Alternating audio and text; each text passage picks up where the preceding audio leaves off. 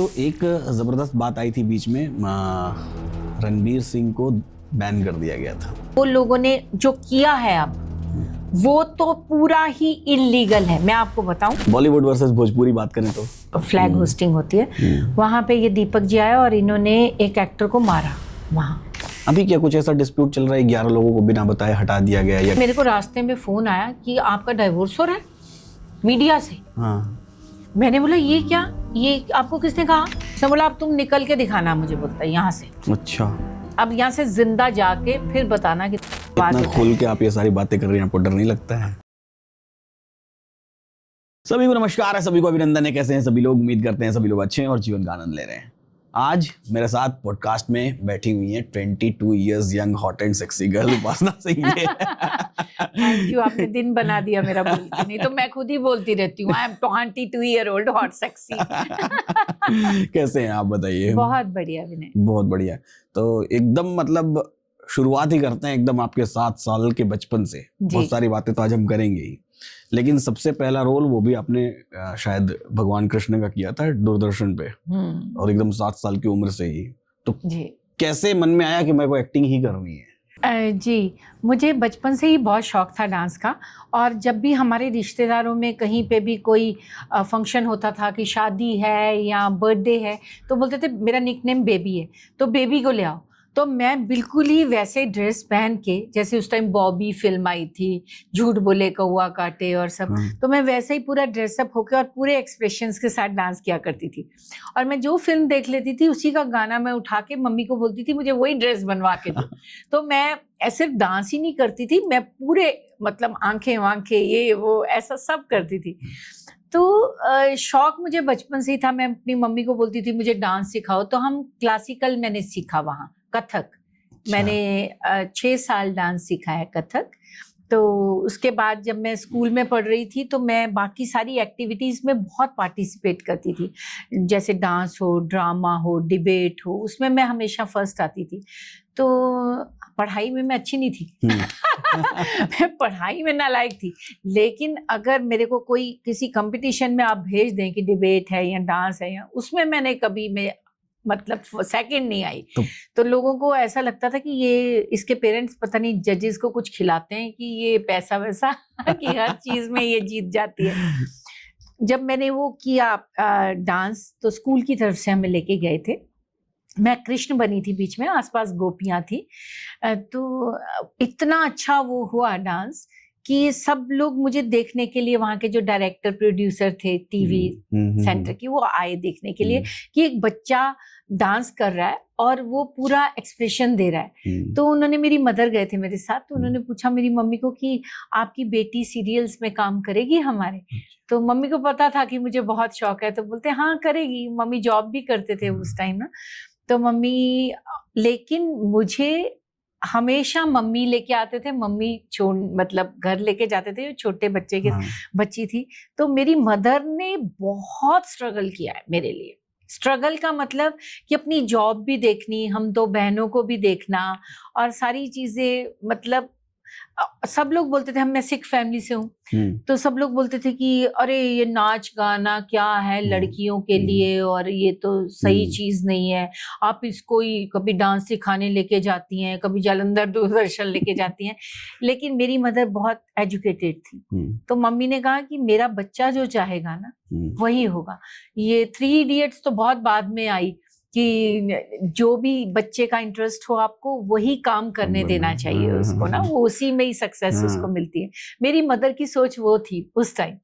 तो मम्मी ने कहा कि तुम स्टडी जरूर करो, क्योंकि हमारे घर में सब बहुत पढ़े लिखे हैं, तो तुम अपनी जो तुम्हें पसंद है, ड्रामे की एमए कर लो या म्यूजिक की एमए कर लो या कुछ भी ऐसा करो, लेकिन ऐसा नहीं कि स्टडी नहीं करनी। तो मैं हर क्लास के बाद अपनी मदर को बोल देती थी कि मुझे तो आप बॉम्बे लेके चलो, मैं तो हीरोइन बनना है। तो मेरे को पढ़ने वढ़ने में बिल्कुल इंटरेस्ट नहीं था, लेकिन मम्मी ने कहा नहीं स्टडी। तो फिर मैंने एमए की, एमए इन ड्रामेटिक आर्ट्स, और उसी स्टडी के दौरान चंडीगढ़ में मैं पढ़ती थी, तो मैंने 4 फिल्मों में काम किया और चारों सुपरहिट हैं। मेरी फर्स्ट फिल्म का नाम था बाई चाली सासरिए। ये आज तक की राजस्थान की सबसे बड़ी हिट फिल्मों में से मानी जाती है। फिर मैंने एक पंजाबी फिल्म की, उसका नाम था बदला जट्टी दा। वो भी काफी सुपर हिट है, जो पंजाबी लोग हैं उनको पता है। और एक गुजराती फिल्म अहमदाबाद नो रिक्शा वालो, एक हिंदी फिल्म रामवती, उसमें मेरा डबल रोल था। सो मेरी फिल्में इतनी चली कि एक फिल्म इंफॉर्मेशन मैगजीन निकलती थी, उसमें लिखा था कि लकी गर्ल उपासना सिंह, क्योंकि हर फिल्म चल जाती थी। तो पता नहीं भगवान मेरे साथ था, मेरे पेरेंट्स का आशीर्वाद मेरे साथ था। सो मैंने ऐसा नहीं कि बहुत स्ट्रगल किया है कि मुझे काम के लिए दर दर भटकना पड़ा। मैंने बहुत छोटी उम्र में ही 16-17 साल की उम्र में ही फिल्मों में काम रामवती किया। आपकी चौथी फिल्म थी और एकदम तगड़ा डकैत, वो भी डबल रोल, और दोनों डकैत। नहीं, एक डाकू थी और एक इंस्पेक्टर थी। हाँ, वो उस फिल्म का एक सीन मैंने देखा हुआ है उस सीन में कि हमारा कौन हमारा लीडर होगा और उसके लिए कॉन्फ्लिक्ट होता है और उसके लिए फिर जो जिंदा बचेगा वही होगा। तो कैसे वो पूरा का पूरा अपने 16-17 साल 18 साल की उम्र में चौथी पिक्चर और इतना टफ रोल, वो भी डबल, कैसे इंस्पिरेशन मिला और कैसे किया उसको? कैसे, तो आपको बताया 7 साल की उम्र से करती हूँ, तो 17 साल में 10 साल एक्सपीरियंस। उसमें भी मैंने बहुत काम किया है ना, प्लेस भी करती रही मैं, टीवी भी करती रही और रेडियो स्टेशन में भी जाती रही, तो एक्सपीरियंस तो मेरा काफी रहा। लेकिन हाँ, मुझे ना उस टाइम मेकअप वेकअप की सेंस नहीं थी, क्योंकि मेरी मदर ने तो कभी बिंदी और लिपस्टिक तक नहीं लगाई। तो मैं जब इंडस्ट्री में आई तो मुझे लगता था बहुत ज्यादा मेकअप कर लो तो आप ज्यादा अच्छे लगोगे। अच्छा। तो आप मेरे को वो डेकॉइट के रोल में भी देखना, मैंने पूरे रामलीला का जो जोकर होता ना उसकी आईज वाइज बनाई है एकदम, आई शेडो किया, डाकू थोड़े आई शेडो लगा के जाएगा या इंस्पेक्टर को, वो मतलब मुझे पता ही नहीं था। तो कोई गाना होता था, इधर फूल लगा लिए, इधर कुछ लगा लिया कुछ, तो मुझे लगता था जितना ज्यादा करो उतने आप खूबसूरत लगते हो, जबकि वो एज इतनी अपने आप में एक खूबसूरत एज होती है, तो उसमें आपको ज्यादा कुछ करने की वैसे ही जरूरत नहीं होती। मेरी मदर कहते थे जब तू मेकअप नहीं करती तो ज्यादा अच्छी लगती है जैसे ही तू मेकअप कर लेती है तो एकदम डरावनी जैसी हो जाती, क्या है ये, तो इससे अच्छा मेकअप मत कर, तो वैसे ही अच्छी दिखती है। लेकिन मुझे लगता था मेरी मदर को पता नहीं है। मतलब जब आप उस एज ग्रुप में होते ना 18-19 साल के, तो आपको लगता है कि आपके पेरेंट्स जो है उनको नहीं पता, आपको ज्यादा पता है। तो मैंने उनको बोला आपको नहीं पता, आपने तो कभी लिपस्टिक भी नहीं लगाई, जितना मेकअप करेंगे मेरा उतना ही अच्छा फेस आएगा। सो इस तरह की बहुत सारी गलतियां भी की हैं मैंने अपनी लाइफ में। लेकिन आपने 7 साल की उम्र में एक ट्रॉमा भी झेला, वो आप स्कूल में डांस कर रही थी, गिर गई, फिर पता चला कि आपके हार्ट में होल है जी। तो वो कैसा फेज था और कैसे इतनी छोटी, फिर कैसे उससे उभरी और फिर ये इतना लंबा करियर? उस टाइम ट्रॉमा क्या होता है या क्या, वो तो सब कुछ पता ही नहीं होता था। और मैं डांस जैसे मैंने बताया करती थी, तो मैं एक बार बेहोश हो गई, तो मेरी मदर लेके गए मुझे तो पीजीआई चंडीगढ़ में, पहले होशियारपुर से हूँ, दिखाया तो उन्होंने बोला कि आप इसको बड़े हॉस्पिटल में दिखाइए, कुछ थोड़ा गड़बड़ लग रहा है। तो मैं वहां पे गई तो उन्होंने बोला कि इसके हार्ट में होल है। तो 4 जो होते हैं हमारे वॉल्व्स होते हैं अंदर, जो गंदा खून और साफ खून होता है, उनमें 2 में साफ होता है और 2 में गंदा होता है। तो वो जो उसका अंदर का जो हिस्सा था उसमें छेद था, होल, तो वो गंदा और साफ खून मिलता था, और जब वो मिलता था तो मैं बेहोश हो जाती थी। और मैं फिर जब भी उन्होंने बोला इसका कोई और इलाज नहीं है, इसका तो ऑपरेशन ही इलाज है, तो उन्होंने बोला कि अब देखिए 50-50% चांस है कि ये बचेगी या नहीं। खैर मुझे तो पता ही नहीं, क्योंकि मुझे थोड़े बताया उन्होंने, मेरे को तो मेरे पेरेंट्स बोलते कुछ हुआ ही नहीं है, कुछ ऐसी बात ही नहीं है, ऐसे थोड़ा सा बुखार जैसा है, हमें हॉस्पिटल में एडमिट होना पड़ेगा। और मेरे फादर कभी रोते नहीं थे, मतलब मेरे फादर बहुत स्ट्रांग आदमी रहे हैं अपनी लाइफ में। तो जो नर्सेज हैं उन्होंने बताया कि मेरे फादर जब कमरे से मेरे निकलते थे तो बहुत रोते थे, उनको लगता था कि मेरी बच्ची नहीं रहेगी ना। और मैं काफी, मेरा जो ऑपरेशन था वो 7-8 घंटे चला वो ऑपरेशन, और आईसीयू में होते हैं आप, तो पेरेंट्स मेरे आए और ऑपरेशन हो गया। तो उन्होंने पूछा तुम्हें क्या चाहिए, तो मैं आपको बताऊं मैंने क्या मांगा, मैंने बोला मेरे को डॉग लाके दो। मेरे को, मैं एनिमल लवर रही हूँ बचपन से, मेरे पास 21 जानवर थे बचपन में भी। तो वहां डॉग, हॉस्पिटल में आईसीयू में, तो मेरे को अलग अलग तरह के खिलौने वाले डॉग लेके आए वो। तो मैं बोलूं ये तो चाहिए नहीं, मेरे को तो जिंदा वाला डॉग चाहिए, ये वाला मुझे नहीं चाहिए। तो मतलब मैं उस टाइम भी, मतलब मेरे को, क्योंकि मैं एनिमल मुझे बहुत पसंद है, मुझे हर जानवर, हर पंछी पसंद है।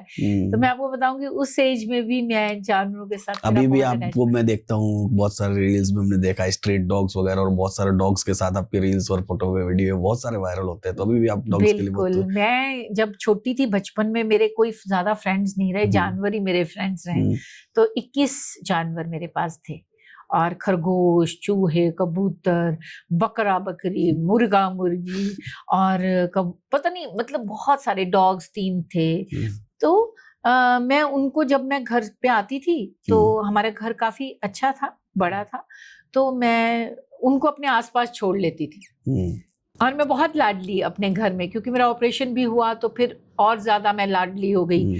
तो मैं उनको पढ़ती नहीं थी, मेरे बुक कैसे हाथ में रहती थी, मैं कभी उससे बात कर रही हूँ, कभी इससे बात कर रही हूँ, कभी किसी से बात कर रही हूँ। और वो जानवर और जो पंछी वहां आते थे, क्योंकि पंजाब में घर बड़े बड़े होते हैं, हमारे पास गार्डन भी था।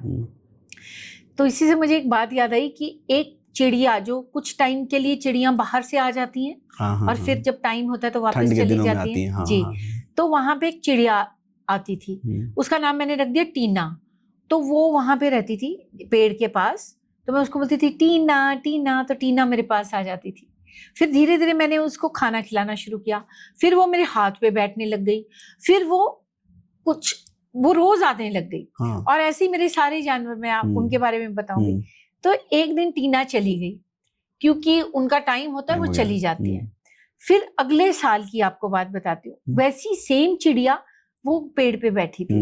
तो मैंने उसको बोला टीना, तो वो आके मेरे हाथ पे बैठ गई। ये सेम टीना थी जो, और सोचिए उसकी मेमोरी भी एक साल बाद सोचिए, मतलब मुझे हर कोई चिड़िया जैसी वो ऐसी दिखती थी, टीना, तो टीना आई, उसको पता था कि ये जो है मुझे मारेगी नहीं। तो और जो फिर डॉग्स वगैरह थे, तो जब भी किसी का कोई मर जाता था या कुछ, तो मैं 2-2 दिन खाना नहीं खाती थी। और ऐसा क्यों, और मैं लाडली होने के कारण मैं घर का कोई काम नहीं करती थी, अपनी सॉक्स भी नहीं मैं उतारती थी, वो भी कोई दूसरा उतारे।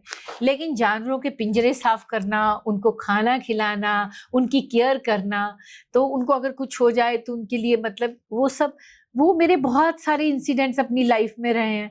एक मैं लूना होती थी, लूना पे मैं उसके बाद कॉलेज जाती थी। तो मैं कॉलेज जाती थी तो वहां पे एक गधा था, उसकी पूरी पीठ सड़ गई थी। मेरी मदर लेडी हेल्थ सिस्टर थी, मतलब उनका मेडिकल से संबंध था मम्मी का। तो उन टिंचर आयोडीन हुआ करती थी, तो जो हम लोग जख्मों पे लगाते हैं। तो मैं मम्मी को बोलती थी रोज टिंचर आयोडीन दो। तो मैं लेके कॉटन लेके जाती थी वहां। वो मुझे याद है एक बाजार था, उसमें वो खड़ा रहता था। तो मैं वहां से लूना लेके वहां उतरती थी, उसके टिंचर आयोडीन लगाती थी। सारे मेरे को मजाक, मतलब जैसे एक लड़की लगा रही टिंचर आयोडीन और गधे के ऊपर लगा रही है, तो वहां पे तो मजाक का ही वो एक वो होता था। तो कि ये क्या कर रही है, या किसी को अच्छा भी लगता होगा, मुझे नहीं पता। और मैंने उसको ठीक कर दिया, रोज लगा के, रोज लगा, और पूरा उसका छिल गया था ऐसा। और मैं कितनी खुश हुई। सो इस तरह के, और आज भी मतलब मेरा जानवरों से बहुत ज्यादा अटैचमेंट है। और आपने देखा होगा मेरे घर में इस टाइम 4 कैट्स हैं, जो स्ट्रे कैट्स हैं। मेरी बिल्डिंग में 15 कैट्स हैं, 15 से भी 16 होंगी शायद। और उस जो पूरी लेन है जो हमारी, उसमें 2 टाइम हम खाना खिलाते हैं डॉग्स को भी।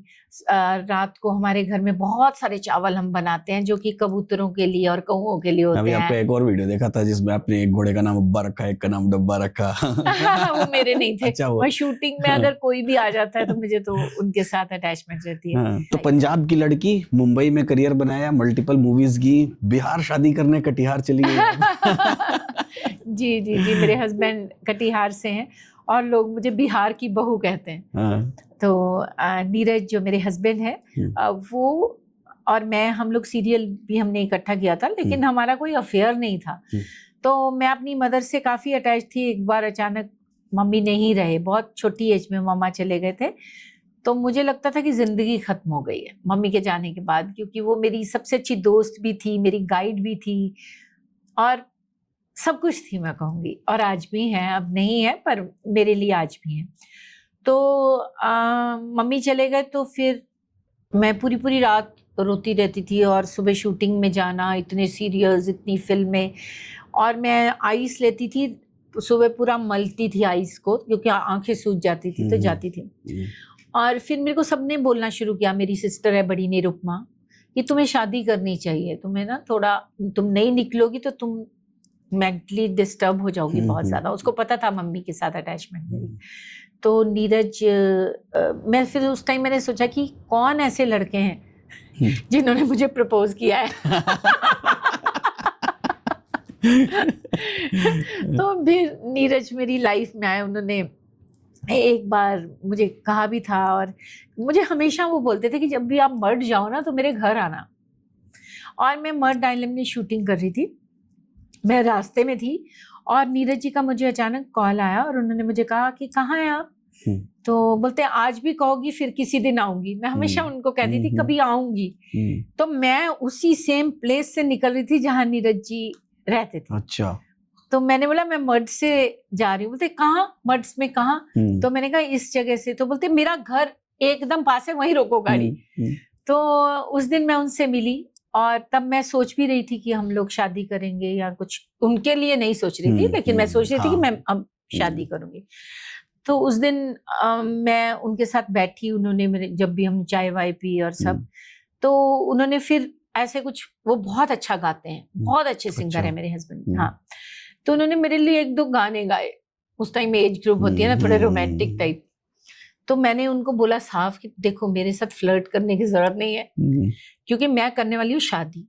अगर आपको शादी वगैरह का कुछ है इंटरेस्ट तो फिर हम बात कर सकते हैं। ये जो, अगर आप सोचो कल को पिक्चर देखने जाना है, रेस्टोरेंट में खाना खाना है, तो मेरे पास टाइम ही नहीं है और मैं ये सब इसमें यकीन भी नहीं करती हूँ। तो मुझे बोलते हैं कि मैं डेफिनेटली तुमसे शादी करना चाहता हूँ। तो मैंने कहा अपने पेरेंट्स को फोन लगाओ।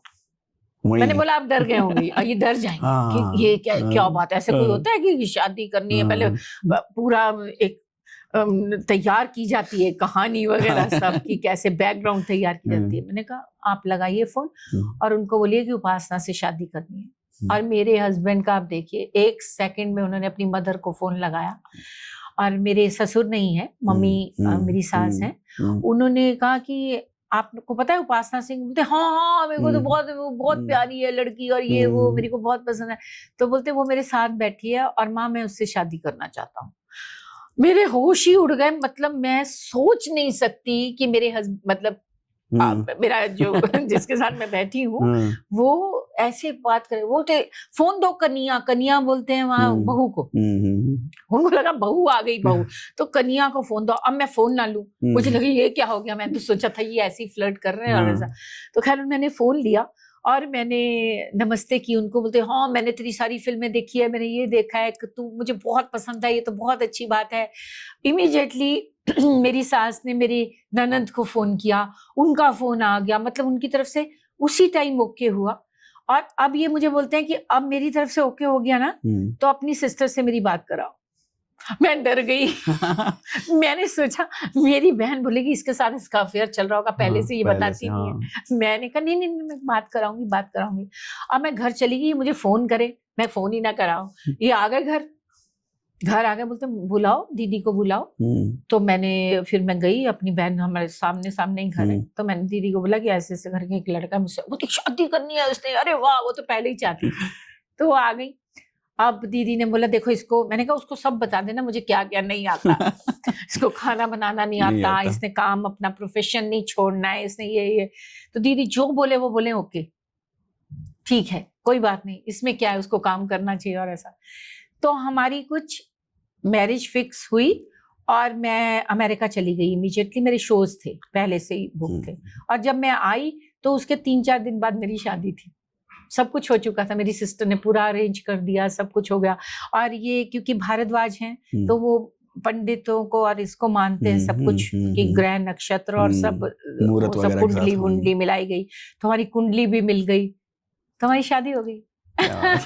तो शादी हुई इसलिए आपने 45-46 भोजपुरी फिल्में की या भोजपुरी फिल्मों का अलग से ही होता? नहीं, वो तो मैंने इंडिया की तकरीबन सारी लैंग्वेजेस में काम किया है और हर एक लैंग्वेज में काफी फिल्में की हैं। तो ये तो एक इत्तेफाक है कि मतलब। तो भोजपुरी इंडस्ट्री का कैसा एक्सपीरियंस रहा है? मेरा अच्छा रहा है, क्योंकि पहले ऐसा बोलते थे कि अरे बिहार में जाओगे बहुत डेंजर है, वहाँ के लोग ऐसा वैसा, कई कुछ बिहार के बारे में आपने भी सुना होगा। लेकिन मेरा एक्सपीरियंस बिहार के लिए बहुत अच्छा रहा है। देखिए, बिहारी लोगों का मैं आपको बताऊं, अब तो मेरे हस्बैंड भी हैं, उनको छेड़ो मत। अगर आप ज्यादा दम दिखाओगे ना कि मैं हूं ना, तो फिर वो आपको दिखा देंगे कि तो कुछ भी नहीं है। अगर प्यार से रहोगे ना उनके साथ, तो अपनी जान तक दे देंगे आपके लिए। इतने अच्छे लोग और इतने इनोसेंट लोग। मैं आपको एक एक्सपीरियंस बताती हूँ। आरा करके जगह हम शूटिंग कर रहे थे, और वो मदर इंडिया पे एक फिल्म बन रही थी, उसका नाम था माई तोहरा खातिर। तो मैं नरगिस जी वाला रोल कर रही थी। जब तक मैं यंग पोर्शन, नरगिस जी वाला दिखाया ना, पहले यंग होती, जब तक वो यंग वाला पोर्शन था, इनको पुलिस बुलानी पड़ती थी। अच्छा। हमारे प्रोड्यूसर को, मतलब इतनी भीड़ आती थी कि एक्ट्रेस को देखने के लिए, और ऐसा घाघरा चोली पहना हुआ पूरे वैसा सब तामझाम। उसके बाद मैं मदर का रोल कर रही थी। आंखों के नीचे गड्ढे, इधर सफेद बाल, झुक के चलना, लाठी पकड़नी, ये वो। तो अब इस देखिए, मैं 2 दिन पहले वहीं पे ही मेरे लिए पुलिस बुलानी पड़ रही है, ठीक है।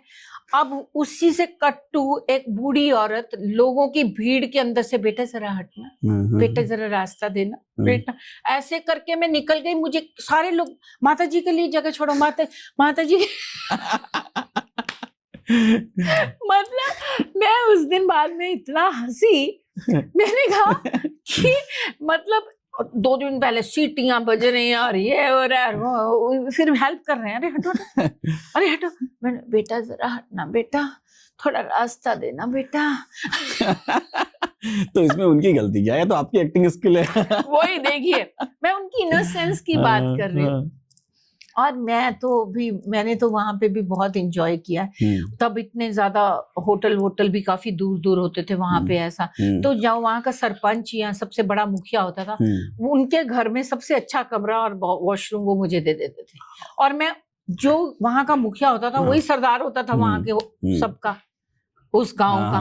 तो जब मैं उन्हीं के घर पे रह रही हूँ और उन्हीं के लोगों का पूरा दबदबा है, तो कोई मेरे को क्या कुछ बोल सकता है? लेकिन हॉस्पिटैलिटी में लोग, परिवार में लगता है कि क्या न कर दें, क्या न कर दें अपने गेस्ट के लिए। वो फील किया अच्छे लोग, बहुत, जिसको मैं बोलती हूँ। और लोग सब अच्छे होते हैं। मतलब कई लोग बोलते हैं, अरे मतलब वहां पे गए वो लोग तो बहुत डेंजरस, फलाना। ऐसे एक्सपीरियंस इक्का दुक्का मेरे भी रहे हैं, ऐसी बात नहीं है।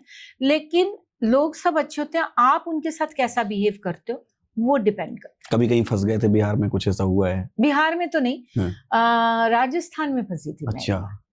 मैं एक राजस्थानी फिल्म की शूटिंग करने गई थी। मेरी फिल्म बहुत हिट हुई थी, 22-40 सासरी, तो मेरे को एक और फिल्म मिली।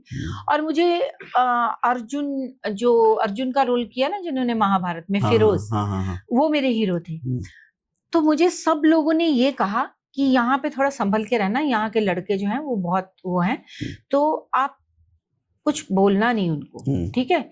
मैं ना सबके साथ अच्छा बिहेव करती हूँ, लेकिन अगर मेरे को कोई बोल देना तो मैं सरदार नहीं हूँ, तो मुझसे बर्दाश्त नहीं होता अगर गलत चीज हो। तो उनको पता था कि ये फिर अगर कोई बात इसको गलत कही उपासना को, तो फिर ये थोड़ी तो क्या हुआ कि वो किला था, हम किले में शूटिंग कर रहे हैं। तो अब किले में मेरी मदर जाती थी शूटिंग में। अब ऐसे सीढ़ियां थी और मम्मा ऊपर बैठे थे, और नीचे एक विलन के साथ मेरा सीन चल रहा था कि विलन मुझे लाता है एक डेन में और बोलता है कि अरे क्या शायद बॉडी है, इसको तो आज ये कर देंगे, वो जो गंदे डायलॉग्स विलन्स के होते हैं वैसा वाला टाइप का बोला जा रहा था। अब जैसे ही मेरा शॉट खत्म हुआ, तो वो सीढ़ियां चढ़ते हुए मैं अपनी मदर के पास जा रही थी, तो वो सीढ़ी के पास एक लड़का आया और उसने सेम डायलॉग रिपीट किया, विलन वाला। और वहां पे पुलिस वाला खड़ा हंस रहा है सुन के। वो डरते थे और वो कुछ नहीं बोलते थे। तो मेरे को याद आ गया, वो प्रोड्यूसर ने कहा कुछ करना नहीं, ऐसा ना थोड़ा डेंजरस हो जाएगा। मैं फिर ऊपर गई, मैंने ऐसा किया, मैं दूसरी सीढ़ी से ऐसा करके ऊपर जा रही थी उस करके। वो फिर आगे आके खड़ा हो गया, फिर बोला वही सेम डायलॉग। फिर मैंने कब पुलिस वाले का डंडा छीना, कब मैंने उसको मारना शुरू किया, मुझे पता ही नहीं। मैंने उसको मारा और उसने सोचा नहीं था, वो लड़का था, यंग लड़का, और जो उसके साथी थे वो हंस रहे हैं, तो उसको तो बहुत गुस्सा आ गया। उतनी देर में सब हमारे लोग आ गए, कैमरामैन, ये वो, उन्होंने अलग अलग सब किया, उपासना जी छोड़ दीजिए, रहने दीजिए, उपासना जी ऐसा बोल रहे हैं। फिर उन लोगों को बाहर निकाला गया, किले के बड़े बड़े गेट थे। उसने बोला अब तुम निकल के दिखाना मुझे, बोलता है यहाँ से, अच्छा, अब यहाँ से जिंदा जाके फिर बताना कि तुम लोग यहाँ से कैसे निकलते हो। गेट बंद हो गए, पुलिस को फोन किया गया, सारा पुलिस बहुत बहुत प्रोटेक्शन के साथ मुझे वहां से निकाला गया। उन्होंने बाहर हमारी जीपे वीपे ये वो सब तोड़ वोड़ दी। तो ऐसा भी एक्सपीरियंस लाइफ में हुआ है। लेकिन हाँ ठीक है, अब अच्छाई के साथ बुराई कुछ ना कुछ तो चलता है। ऐसा तो हम कहें सिर्फ सब कुछ अच्छा है या सब कुछ बुरा है, ऐसा तो नहीं होता। कपिल शर्मा के शो का कैसा एक्सपीरियंस रहा? बहुत लंबे टाइम तक आपने वहाँ बुआ का रोल किया, और मतलब वो किरदार तो सबके जहन में है, हर बच्चे के जहन में, और घर बच्चों से लेके बूढ़ों तक सबके जहन में। जी, कैसा एक्सपीरियंस रहा है वो पूरा बहुत बढ़िया। मतलब जब आप काम करते हो आपको नहीं पता होता कि कौन सी चीज चलेगी या नहीं चलेगी, और कौन सी इतनी हिट हो जाएगी। जैसे अब्बा डब्बा जब्बा जुदाई का हिट हुआ, हमें नहीं पता था वो इतना बड़ा हिट होगा। माय फ्रेंड गणेशा की गंगूताई हिट हुई, सोनपरी की काली परी हिट हुई। तो कपिल ने मुझे एक बार आया मेरे घर पे और उसने बोला कि मुझे ना 21 या 16 एपिसोड मिले, क्योंकि अनिल कपूर का शो आने वाला था कोई, तो चैनल को कुछ एपिसोड्स चाहिए थे, कुछ ऐसे एपिसोड्स फिलर के लिए, ताकि उसका जब तक शो आए तब तक वो फिलर रहे। तो कपिल को जब वो मिले तो उन्होंने बोला कि ऐसे ऐसे कैरेक्टर्स रहेंगे, एक बुआ रहेगी, एक दादी रहेगी, एक गुत्थी रहेगी, एक ये रहेगा, वो सब रहेंगे। तो चैनल ने भी मेरा नाम रिकमेंड किया था कपिल को, और कपिल को भी मेरे को ही रखना था उसमें। तो वो आए मेरे घर पे और उन्होंने बोला कि आपकी शादी नहीं हो रही है, और ऐसा कुछ कि आप हर एक पे लाइन मारते हो। उससे पहले मैंने जितने किरदार किए थे सब लोग मेरे पे लाइन मारते थे, और मेरे लिए अच्छा बोला जाता था कि कितनी सुंदर है आंखें हैं, कितनी खूबसूरत है, या इस तरह की ब्यूटी की तारीफ होती थी। अब ये बिल्कुल उल्टा था। तो मेरे हस्बैंड ने भी कहा कि ये मत कर, क्योंकि आपको जो बार बार कहा जाता है ऑडियंस को आप वैसे ही दिखने लग जाते हो। तो उन्होंने बोला कि ये तो, और तुम ऐसी जिसकी शादी नहीं हो रही, और क्या है ये ना। तो मैंने उनको बोला नहीं, 16 एपिसोड करके देखते तो हैं, अलग तरह का रोल है तो करके। मेरे हमेशा, मैं थिएटर से हूँ तो मुझे हमेशा लगता है कि कुछ अलग अलग करूँ, मतलब डिफरेंट रोल्स करूँ। तो मैं जब गई तो फर्स्ट एपिसोड मेरे को भी डर था कि कहीं ऐसा ना हो कि लोग भी बोले अरे हाँ ऐसी दिखती है, ऐसा है कि एज का भी ये था कि अरे इसकी इतनी उम्र हो गई है, ये धर्मेंद्र जी से भी बड़ी है, ये ऐसा वाला सब था। लेकिन जो मैंने वो एक एपिसोड वो मैंने किया, और उसके बाद जो लोगों ने लिखना शुरू किया मेरे लिए, मतलब she is so cute, she is adorable, she is this one, this beautiful, ये सब, और बहुत अच्छे रिव्यूज मुझे कलर्स वालों ने ला के दिखाए वो रिव्यूज। वो बोलते हैं ये लिख रहे हैं आपके लिए। तो तब मुझे हौसला हुआ कि अरे ये तो हिट हो गया कैरेक्टर, और हमारा सीरियल हिट हो गया, मतलब वो जो हमारा शो पूरा हिट था। फिर सैटरडे संडे हमारा आने लगा। उसके बाद हमने 2.5 साल तो हमने राज किया है, मतलब इतने तो 2.5 साल क्या, अभी भी आप राज कर रहे हो, आपके एपिसोड्स राज कर रहे हैं, आपके रील्स, मीम्स, वीडियोस सब जगह। कहाँ नहीं हो, मतलब वो कल्ट किरदार है वो, मतलब once in a lifetime किसी की आता है। बिल्कुल, ये मैं बहुत किस्मत वाली हूँ, बहुत अपने आप को लकी समझती हूँ कि मेरी जिंदगी में एक ऐसा रोल आया। जो ऐसे बहुत सारे आए वैसे तो, जैसे अब्बा डब्बा जब्बा भी में बाहर निकलते होते अब्बा डब्बा जब्बा। तो ऐसे बहुत कम एक्टर्स के साथ होता है कि उनको एक ऐसी चीज मिलती है, जैसे I am 22 year old hot sexy and glamorous girl, कौन है ये आदमी, कि उसके डायलॉग्स हिट हो जाते हैं और लोग आपस में बोलने लगते हैं। हाँ, लोग एक दूसरे को भी एकदम नॉर्मल आम भाषा में घर में बोलचाल में लोग यूज करते हैं, और लोगों को मजा भी आता है। तो एक जबरदस्त बात आई थी बीच में, रणबीर सिंह को बैन कर दिया गया था, फिर आप लोग बीच में आए, वो पूरी कहानी हुई, पूरा केस हुआ, और फिर वो बैन हटा। तो ये क्या पूरी कहानी है? और सुना आप बीच में उसमें मीडिएटर बने थे। देखिए, मैं सिंटा, आपको मालूम है, उस हमारी संस्था है उसकी जनरल सेक्रेटरी थी, और मैं, एक हमारी मदर बॉडी है फेडरेशन, तो मैं उसकी जनरल काउंसिल की मेंबर भी हूँ सिंटा की तरफ से। मैं वहाँ भी जाती थी फेडरेशन में, और फेडरेशन में एक बार रणबीर सिंह पर बैन लगा दिया गया। तो क्योंकि मैं जाती रहती थी वहाँ पे मैं उनकी भी मेंबर थी, तो मैंने उनको बोला कि बैन मत लगाइए आप। और वहाँ पे BN तिवारी जी हैं, अशोक दुबे जी हैं, अशोक पंडित जी हैं, तो वो मैं उन लोगों को काफ़ी टाइम से जानती हूँ। तो मैंने बोला कि ये सही नहीं रहेगा, मतलब उन्होंने, रणवीर सिंह ने हमारी इंडस्ट्री को बहुत बड़ी फिल्म दी है और उनके कारण इंडस्ट्री सरवाइव की है। हमारी फिल्में बहुत फ्लॉप हुई और कमाल के एक्टर हैं वो, बहुत ही अच्छे। तो आप ऐसा मत करिए। तो एक दिन उनका फोन आया मुझे और उन्होंने मुझे बोला, उपासना जी आप बार बार कहती थी ना, आइए आपको खुशखबरी देते हैं। मुझे नहीं पता कौन सी बात के लिए। तो मैं बॉम्बे साइड से आ रही थी, तो मैंने उनको बोला कि क्या खुशखबरी है पहले बताओ। आप रणवीर सिंह जी के लिए एक प्रेस कॉन्फ्रेंस और करने वाले हो, तो अगर उनके लिए कुछ बोलोगे तो मैं तो बिल्कुल नहीं आऊंगी। एक तो मैं रणवीर सिंह की फैन, वैसे भी कपिल शर्मा शो में भी आया वो, वैसे भी बहुत नाइस इंसान है, तो मैं तो नहीं आऊंगी। और मेरा फर्ज भी बनता था कि अपने एक्टर को हम प्रोटेक्ट करते हैं, और या कोई भी बात हो, रणवीर सिंह हो या कोई भी एक्टर होते तो उन्होंने बोला नहीं आप एक बार आइए तो सही, आप आइए, आपको बहुत अच्छा लगेगा। आप पहले मुझे बात बताओगे क्या आप बोलने वाले हो, अगर तो आप उनके फेवर में बोलोगे तो मैं जाती हूँ, नहीं तो फिर आप बाय बाय, मैं अपने घर जाऊँ। तो मैं वहां गई तो उन्होंने बोला कि आज हम बैन हटाने वाले हैं रणवीर सिंह। मुझे बहुत खुशी हुई, मैंने उनको थैंक यू बोला। बोलते अब तो जाओगे ना ऊपर। मैंने कहा मैं ये भी बोल दूंगी कि ये गलत किया आपने। बोलते बोल दो। उन्होंने खुद सारे मीडिया के सामने उनकी ये, मतलब मैं अच्छाई बोलूंगी कि सबके सामने उन्होंने बोला कि उपासना ने हमें फोन किया था कितनी बार, और इसने कहा था और इसने बोला ये गलत है, मतलब वो अपनी ही लिए भी बोले वो, ठीक है। और फिर मैंने इंटरव्यूज दिए, सब इंटरव्यूज बहुत हमारे हुए। तो उसके बाद मेरी ही सिंटा में मेरे को ही एक लेटर दे दिया गया जिसमें ये कहा गया कि आप कैसे चली गई वहां। और लोगों को, और मीडिया में भी उन्होंने, कुछ लोगों ने ये छपवाया कि ऐसे कैसे, वही हमारे सिंटा के प्रेसिडेंट पूनम ढिल्लन जी और हमारी जो है उन्होंने कहा कि ये आप एक्सप्लेनेशन दीजिए इस बात की। और मुझे उसकी एक्सप्लेनेशन देनी पड़ी और मेरे पे बहुत, मतलब बहुत प्रेशर उस टाइम इन्होंने डाला। तो आपने अच्छा किया, मैंने अच्छा किया, लेकिन उनको वो भी गवारा नहीं था।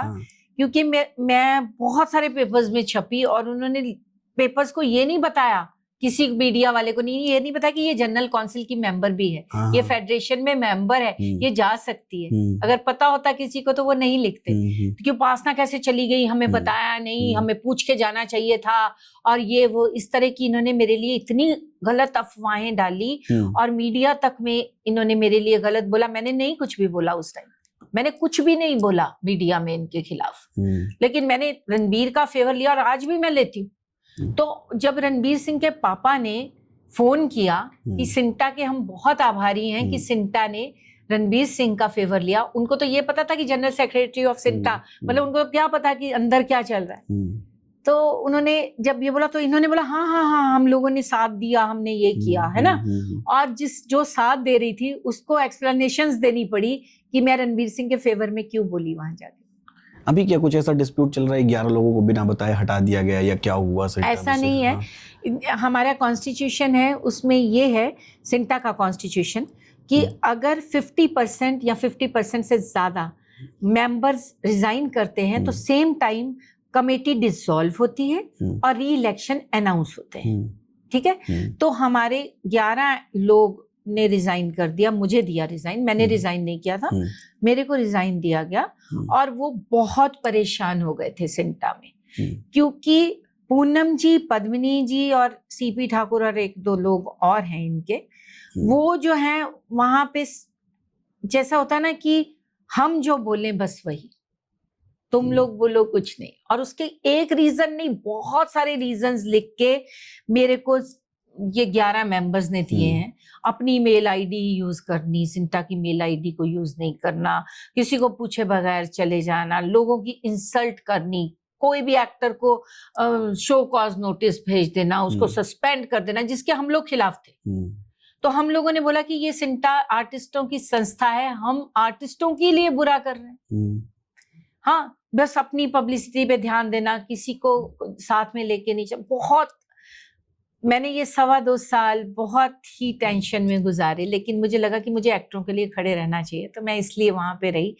लेकिन मैंने हमेशा हर शो कॉज और उनके लिए जो भी था उसके लिए वो तो आवाज इतना उठाई। खुल के आप ये सारी बातें कर रही हैं, आपको डर नहीं लगता है? क्यों डर लगेगा? अब कमेटी भंग हो चुकी है और वो लोगों ने जो किया है अब वो तो पूरा ही इलीगल है। मैं आपको बताऊं, जब हमारी कमेटी भंग हो गई तो ऐसा होता है कि आप ना तो आप कोई मीटिंग कर सकते हैं, ना बैंक यूज कर सकते हैं उस संस्था का, ना आप कोई मतलब ईजीएम वगैरह रख सकते हैं।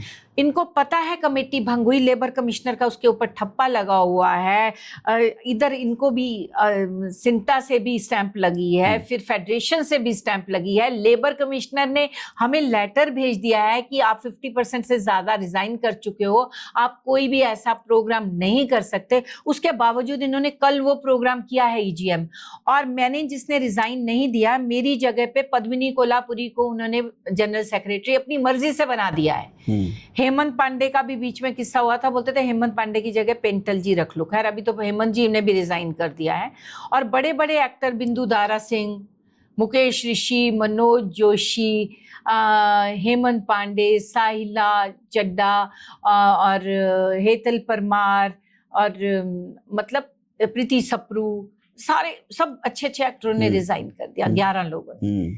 तो उन 11 की जगह इन्होंने जो इलेक्शन में हार गए थे लोग, जब इलेक्शन होता है तो कुछ लोग जीत जाते हैं, कुछ लोग हार जाते हैं, उन हारे हुए लोगों की टीम बना ली, उनको हमारी जो 11 लोग हैं उनकी जगह पे ले आए और खुद ही जनरल सेक्रेटरी भी बन गए। मतलब ये टोटली इलीगल, कॉन्स्टिट्यूशन के खिलाफ काम कर रहे हैं। तो जब वही लोग गवर्नमेंट का ही बात नहीं मान रहे, सरकार की बात नहीं मान रहे हैं, तो फिर मैं अभी अगर मैं बिल्कुल ही चुप रहूं, वो बोलते हैं ना कि जो किसी के लिए गलत करता है वो कसूरवार होता है, लेकिन जो गलत को सहता है वो भी कसूरवार होता है। तो मैं वैसी नहीं हूं कि कोई मेरे साथ गलत करा करता जाए, मेरे को थप्पड़ मारे तो मैं कहूँ इधर भी मारो। तो ये नहीं हो सकता। और सबसे बड़ी बात है, ये हम संस्था के लिए काम करते हैं और जो भी कानून से कानूनी तौर पे सही है वो होना चाहिए, जो कॉन्स्टिट्यूशन में है वो होना चाहिए। चलिए बढ़िया है। तो इसके लिए लड़ाई चलती रहेगी और चलती ही रहेगी। भोजपुरी में आपके कोई एक्टर्स में मनोज तिवारी रहे हैं, और कौन से कोई एक्टर्स रहे हैं? मनोज तिवारी जी के साथ कैसे, रवि किशन जी कैसे ट्यूनिंग रही है उनके साथ? बहुत अच्छा। बॉलीवुड वर्सेस भोजपुरी बात करें तो नहीं, हर लैंग्वेज का क्या, हमारे लिए कभी ऐसा नहीं होता कि ये हिंदी फिल्म है, ये भोजपुरी है, ये मारवाड़ी है, गुजराती है। हमारे लिए एक्टिंग, एक एक्टर के लिए एक्टिंग मायने रखती है कि आप हर अपने किरदार को अच्छे से निभाएं। उसमें ये नहीं होता कि आप सीरियल कर रहे हैं तो आप अलग एक्टिंग करेंगे, या फिल्म कर रहे हैं तो आप अलग एक्टिंग करेंगे। तो वो मेरे लिए कभी ऐसा, भोजपुरी भी ऐसा नहीं रहा मेरे लिए। मैं तभी अपनी पूरी 100% देने की कोशिश करती हूँ। बाकी मनोज जी और रवि जी बहुत अच्छे इंसान भी हैं और मेरे बहुत अच्छे दोस्त भी रहे हैं और घर पे भी कई बार आए हैं। सो रवि और मैंने तो तकरीबन एक साथ ही अपना करियर स्टार्ट किया था। मेरे बर्थडेज पे भी आया करते थे रवि।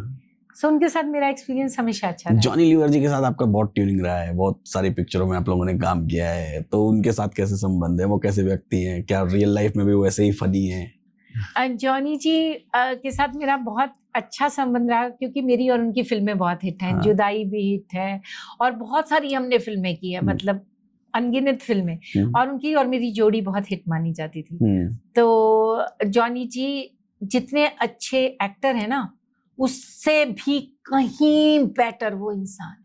मैं आपको बताऊं, वो लोगों का इतना भला करते हैं। अभी भी वो, मतलब कोई भी उनके यहाँ पे चला जाता है, कोई प्रॉब्लम होती है तो वो उसको सॉल्व करते हैं। लोगों को बहुत पैसे उन्होंने दिए हैं और उनके साथ काम करना ना, एक ऐसा लगता है जैसे आप किसी एक बहुत अच्छे फंक्शन में आ गए, एक अच्छा जश्न में आ गए। तो मतलब उनके साथ काम करना कंफर्टेबल बहुत है और उनकी और मेरी केमिस्ट्री मिलती है, जो इसमें मिलनी चाहिए। जब आप कॉमेडी करते हैं ना, तो आपकी टाइमिंग, आपका वो सब मिलना चाहिए। टाइमिंग की गेम है कॉमेडी, तो वो सब हमारा बहुत ज्यादा अच्छा है। इस बॉलीवुड की दुनिया में बहुत सारे गॉसिप चलते हैं। एक सबसे ज्यादा वायरल आपके बारे में गॉसिप था कि आपने कपिल शर्मा छोड़ दिया, और दूसरा एक 2016 में वायरल हुआ था आप डिवोर्स लेने वाले हो। दोनों के बारे में क्या सच्चाई है? देखिए, कपिल शर्मा जब मैंने छोड़ा तो कपिल शर्मा दूसरे चैनल पे जा रहे थे और मेरा कलर्स के साथ कॉन्ट्रैक्ट था, मैंने कलर्स के साथ तो वो कलर्स में ही दूसरा शो आ रहा था कृष्णा का, तो उन्होंने बोला क्योंकि आपका कॉन्ट्रैक्ट मेरे साथ हमारे साथ है तो आपको कृष्णा वाला शो में हम डाल रहे हैं, तो मैं नहीं जा पाई। ठीक है। और कपिल के साथ आज भी मेरा बहुत ही अच्छा संबंध है, मेरे छोटे भाई जैसा है।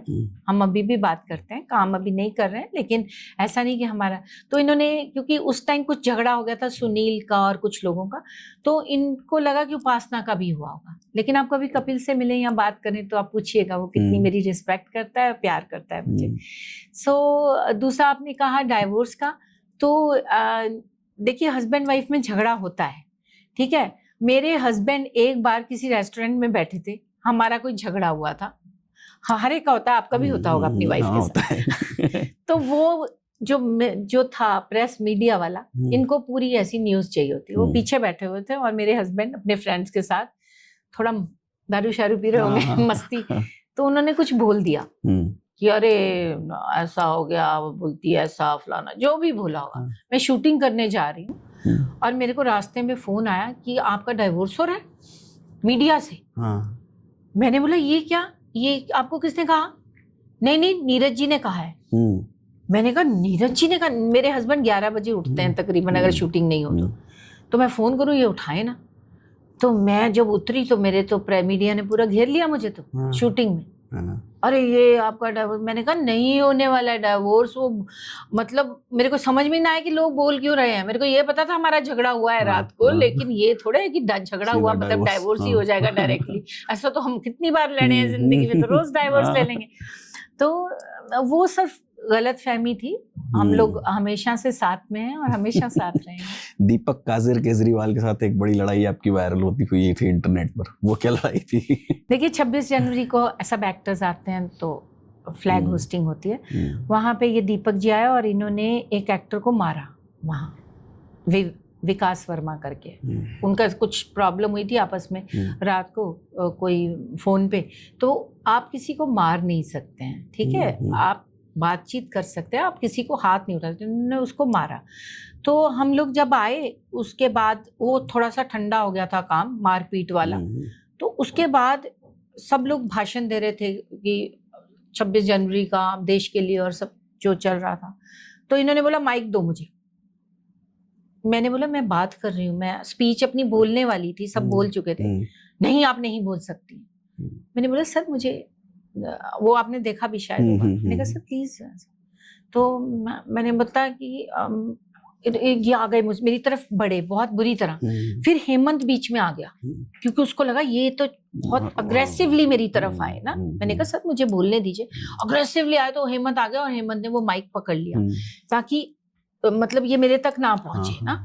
तो उसके बाद मुझे बोलता है तू कौन है? मैंने कहा मैं जनरल सेक्रेटरी ऑफ सिंटा हूँ। गुस्सा मुझे भी आ गया क्योंकि बहुत बदतमीजियां हो रही थी, मैंने देखा था ये।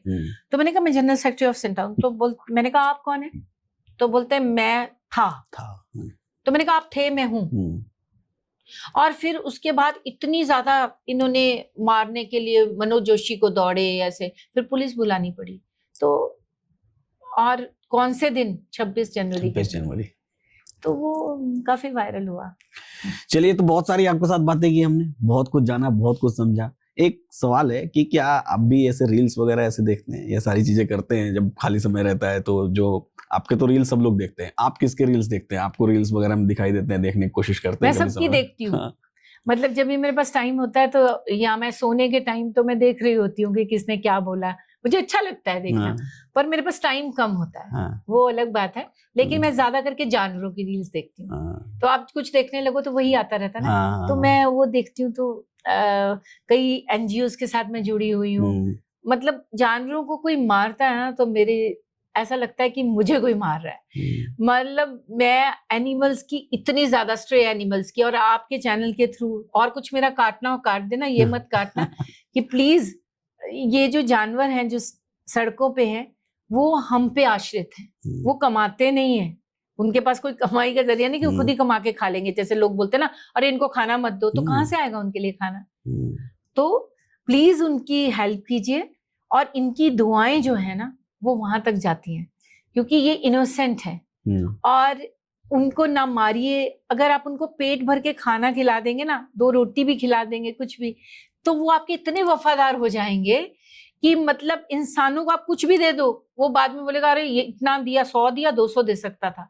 लेकिन ये आप उनको एक बिस्किट खिला देंगे ना, तो जब भी आप आओगे वो पूंछ हिलाते हुए आएंगे आपके पास।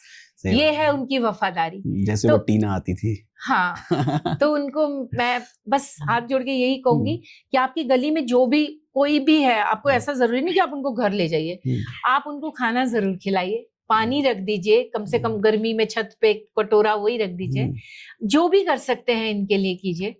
तो बस यही कहना चाहूंगी, और क्या कहूँ। बच्चों को क्या शिक्षा देती हैं?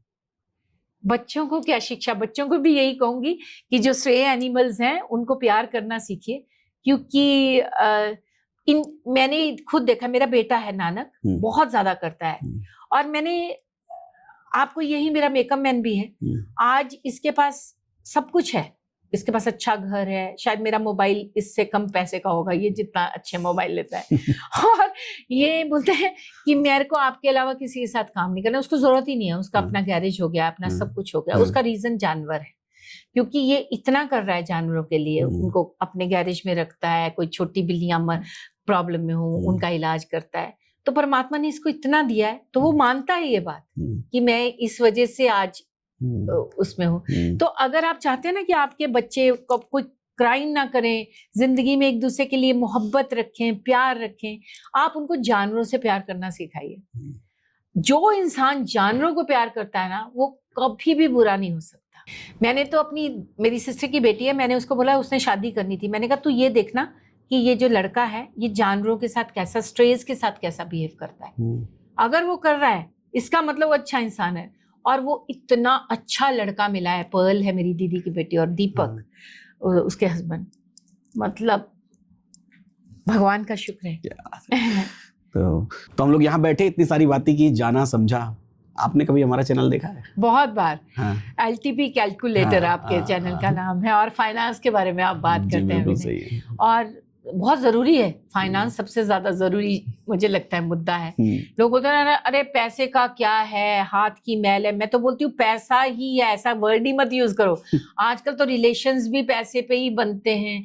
आप पैसा अपने बच्चों को नहीं दोगे तो वो आपसे बात करना बंद कर तो पैसा बहुत बड़ी चीज है, और मैं तो ये बात मानती हूँ कि इमोशंस और सारी जितने रिलेशंस और सब, उसका आधार बहुत ज्यादा पैसे पे है। डेफिनेटली आप अगर किसी को प्यार करते हैं, फीलिंग्स है आपकी, वो मायने रखता है, लेकिन उसके बाद अगर कुछ भी आता है ना दुनिया में, सबसे बड़ी चीज तो फाइनेंस है, जिसके बारे में आप बात करते हैं। हमारा तो एक ऐसा स्कूल भी है जो बेसिकली हम लोग 150 स्टूडेंट्स का रेजिडेंशियल स्कूल है, और वहाँ पर हम क्लास 6 से बच्चों को स्ट्रक्चर्ड फाइनेंशियल एजुकेशन सिखाते हैं। CBSE ये बहुत जरूरी है, और मुझे लगता है कि स्कूल्स में भी ये होना चाहिए, क्योंकि ये सबसे खास मुद्दा है। चलिए, तो बहुत सारी बातें की हमने, बहुत कुछ जाना, और हमारे साथ बैठी हुई थी आज 22 years young hot and sexy girl Upasana Singh ji. 22 year old hot sexy and glamorous girl. मैं तो यंग बोलूंगा। मेरा बेटा बोलता है मैं 21 का हो गया हूँ, आप 22 की रहेंगी क्या? मैंने कहा तू 40 का हो जाएगा, मैं तब भी 22 की रहूंगी। तो थैंक यू सो मच विनय, बहुत मजा आया आपके साथ बात करने में। मुझे भी बहुत अच्छा लगा। Thank you so much. आपके लिए भी इतना ही इस पॉडकास्ट में, और जो भी रिलेटेड आपको कैसा लगा ये पॉडकास्ट कमेंट बॉक्स में लिख के बताना बिल्कुल मत भूलें, और मैडम की 5 भोजपुरी पिक्चरों का नाम कमेंट बॉक्स में जरूर लिख दीजिएगा। फिलहाल इस वीडियो में इतना ही। ऐसे ही सीखते रहिए, मुस्कुराते रहिए और जीवन का आनंद लेते रहिए। फिर मिलेंगे हम लोग अगली वीडियो में, करेंगे ढेर सारी बातें। नमस्ते।